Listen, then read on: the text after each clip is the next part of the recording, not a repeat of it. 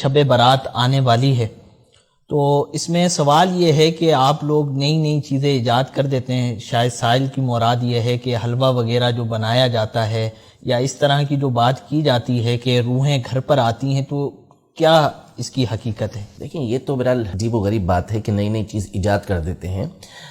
نئی بات وہ کہ جو شریعت مطہرہ کے خلاف ہو اس کو ایجاد کرنا تو ظاہر ہے یہ درست نہیں ہے. اور یہ تو اس کے بارے میں فرمایا کہ یہ بدعت ایسی ہے کہ جو جہنم کے اندر ہے، اور ایسا نیا کام کہ جو شریعت مطہرہ کے اصول کے موافق ہے، اس کی صحیح مسلم شریف کے اندر کی حدیث مبارکہ ہے جس میں نبی پاک صلی اللہ علیہ وسلم نے اجازت عطا فرمائی ہے کہ اسلام کے اندر نیا کام ایجاد کرنا بالکل درست ہے، لیکن ظاہر ہے کہ وہ شریعت مطہرہ کے عین موافق ہونا چاہیے.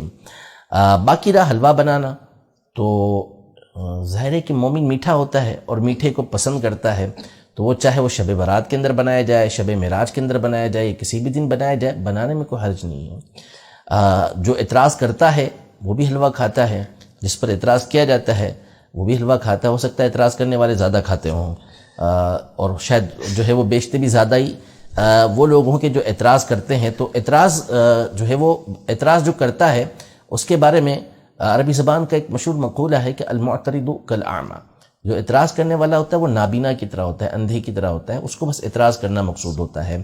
تو نبی پاک صلی اللہ تعالیٰ علیہ وسلم میٹھی چیز کو پسند کرتے تھے اور فرماتے تھے کہ مومن میٹھا ہوتا ہے اور میٹھے کو پسند کرتا ہے. تو میٹھا کبھی بھی بنایا جائے، کسی بھی دن آپ بنائیں، اچھی نیت کے ساتھ بنائیں گے، ثواب بھی ملے گا اس پہ اور کھانا بھی اس کا درست ہوگا.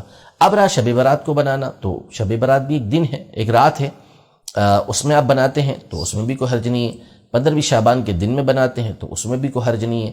ہاں، کوئی ناجائز کام اس میں آپ کر رہے ہیں، حرام مال کمایا ہوا ہے جس سے اس سے آپ بنا رہے ہیں، یا اس کے اندر کوئی حرام چیز استعمال کر رہے ہیں، تو وہ ایک الگ بات ہے. لیکن کوئی بھی ایسا نہیں کرتا.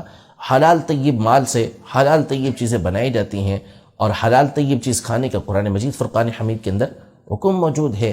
باقی یہ رہا کہ پہلوں نے نہیں کیا اب آپ کرتے ہیں، تو بہت ساری چیزیں ہیں. شادی میں مختلف قسم کے کھانے بنائے جاتے ہیں، پہلوں نے کبھی ایسے نہیں بنائے. سنت کی نیت سے شادی کرے، نکاح کرے اور اس کے اندر وہ بہترین کھانے بنائے، نہ صحابہ سے ثابت. شادی حال میں جس طرح ہمارے یہاں کچھ بھی نہیں، ایسا کچھ بھی نہیں ہوتا تھا پچھلے زمانے کے اندر. لیکن اب بڑے بڑے لوگ جو اعتراض کرنے والے ہیں وہ بھی اسی طریقے کے معاملات کر رہے ہوتے ہیں، تو پھر وہ بھی بند کر دینا چاہیے. حالانکہ کوئی بھی اسے بند نہیں کرتا. تو اس سے دین کے اندر کسی طرح کا کوئی خلل نہیں ہے، یہ دین کے کسی بھی طرح خلاف نہیں ہے. تو لہذا اس طرح کا عمل کرنے میں کوئی حرج نہیں ہے. عام طور پہ قرآن پڑھا جاتا ہے، قرآنی آیات صورتیں پڑھی جاتی ہیں، فاتحہ پڑھا جاتا ہے، اور یہ بھی نبی پاک صلی اللہ تعالیٰ علیہ وسلم سے ثابت ہے کہ کھانا سامنے موجود تھا. آپ علیہ السلام نے حضرت جابر رضی اللہ عنہ کے گھر پر باقاعدہ پڑھا، اور اس میں آپ نے اپنا لعاب دہن تک ملایا، جس کی وجہ سے اس کھانے کے اندر برکت ہو گئی. تو نبی پاک صلی اللہ علیہ وسلم کا پڑھنا کیا تھا؟ ظاہر ہے کہ اللہ پاک کا نام ہی لیا ہوگا، قرآن کی آیتیں ہی پڑھی ہوں گی، یہ فاتحہ پڑھنے کا ثبوت موجود ہے. تو لہذا اگر 15ویں تاریخ کو، شعبان کی 15ویں شب کو یا 15ویں دن اگر کوئی حلوہ بناتا ہے، اس پر فاتحہ پڑھتا ہے، تو قرآن و